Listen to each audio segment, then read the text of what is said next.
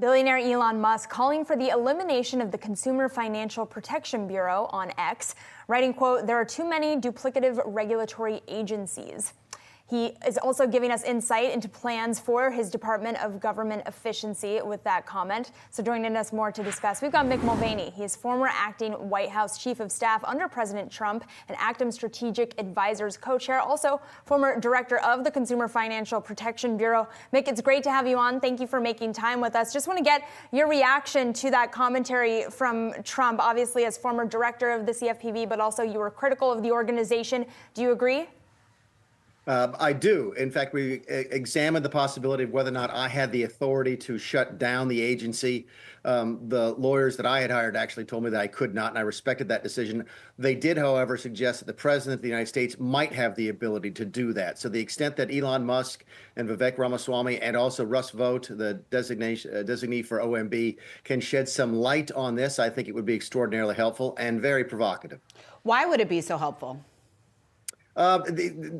Elon's comments are right on point. If I wanted to be as gracious to Elizabeth Warren as I possibly could be, I'd give her credit for at least the idea of trying to centralize consumer financial protection into one agency, to sort of take the regulatory oversight authority as it deals with consumers from the half a dozen so federal regulators and centralize those to the CFPB. That never happened. What happened was we simply got a duplicative layer of additional regulatory oversight into the consumer financial protection relationship. So to the extent we're trying to bring efficiencies to the system, either letting the CFPB do what it was supposed to do and take that authority away from others, which is never going to happen, or shutting the CFPB, I'm all in for shutting the CFPB. So, Mick, you don't think there's any risk just in terms of the fact if we do see this dismantled that it's going to weaken consumer protections at all? I mean, show me what regulation couldn't take place, what protection wouldn't exist elsewhere. I mean, that's my whole concern. Again, if I wanted to give credit, it would be the idea of one-stop shopping for regulation is a great idea. They do it in Europe, they do it in Asia. We don't do it here. If you're dealing with consumers, I think it's 6 different federal regulators you have to deal with. If what DOGE, the Department of Government Efficiency, which doesn't really exist yet, is talking about doing is centralizing things, I'm all for that.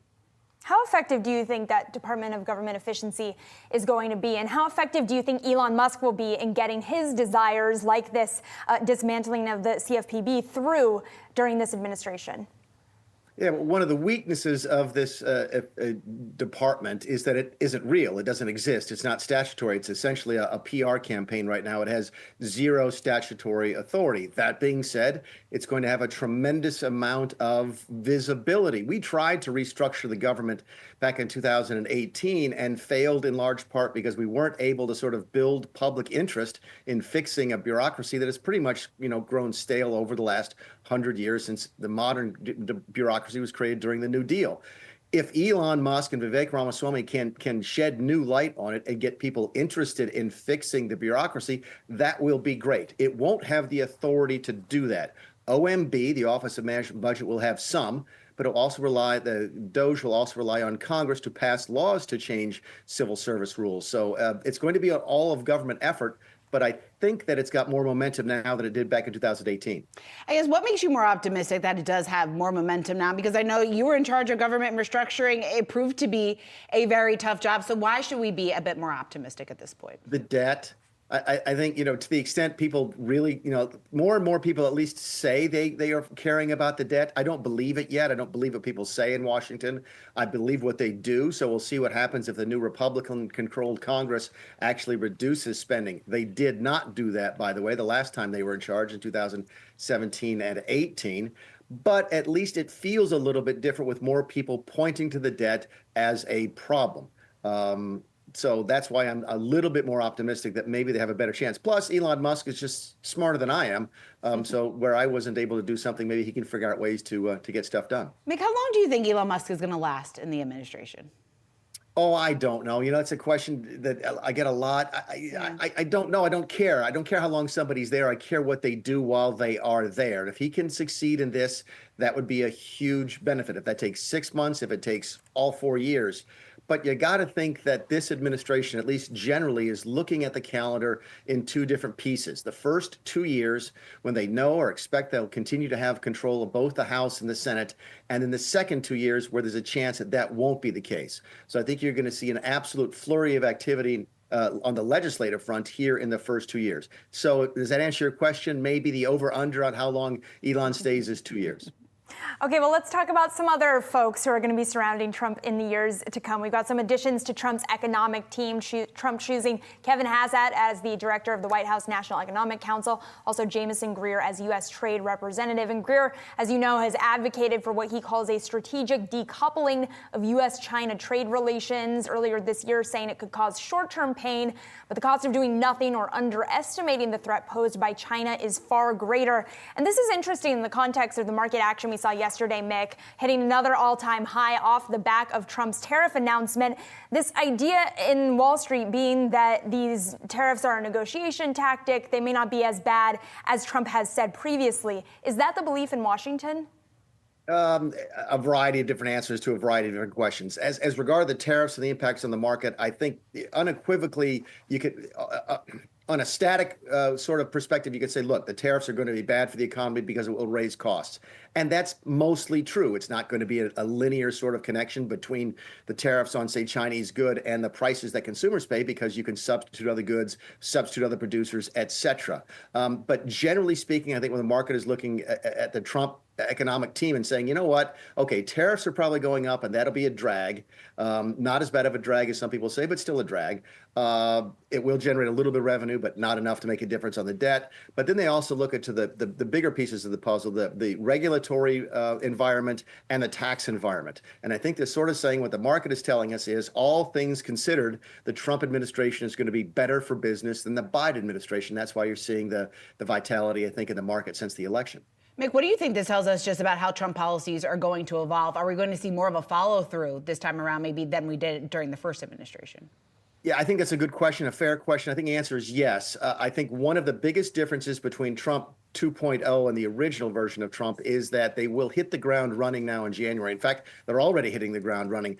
I think if we're candid with ourselves, back in 2016, not everybody expected Trump to win, and that included a lot of Trump team.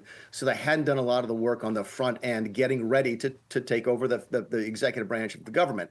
They're not making the same mistake again. So you'll see a more expeditious sort of installation of the agenda, more effective sort of work coming out of the executive agencies. I'll give you a classic example. They were teaching themselves how to draw executive orders this time back in 2016. They've already written them and they're ready to go here in 2024. So what you liked about Trump 1.0, you're going to like even more in this new iteration. What you didn't like, you're going to dislike more, just because they're going to be better at doing what they want to do. And Mick, we've continuously heard from investors and analysts on our program here that part of this post-election rally in the market is the idea that the market is going to be the third check on the Trump administration beyond the judicial and legislative branches. Do you buy that? Have you seen evidence of Trump utilizing the market as a feedback engine? I've seen it generally in Washington. The answer is yes, but he's not the only one. I've seen it. We go back to the global financial crisis when the stock market dropped during a vote on the floor. They were using that as a feedback loop to try and get people to change their votes. So if the question is, does Washington look at the markets? Yeah, and they should to a certain extent. They can't let it dictate policy. But if you're wondering what the world and the markets think about your proposed policies, look at how the markets react when you push something out.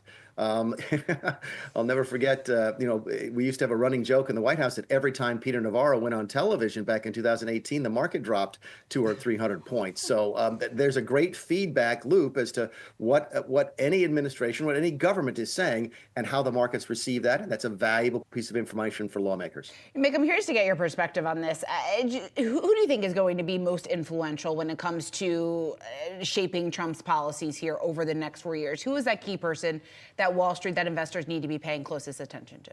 Yeah, there's no one. That's not how Trump works. If you want to ask me who the most single important person is, it's Trump. So if the market wants to watch a single person, they should watch and listen to Trump.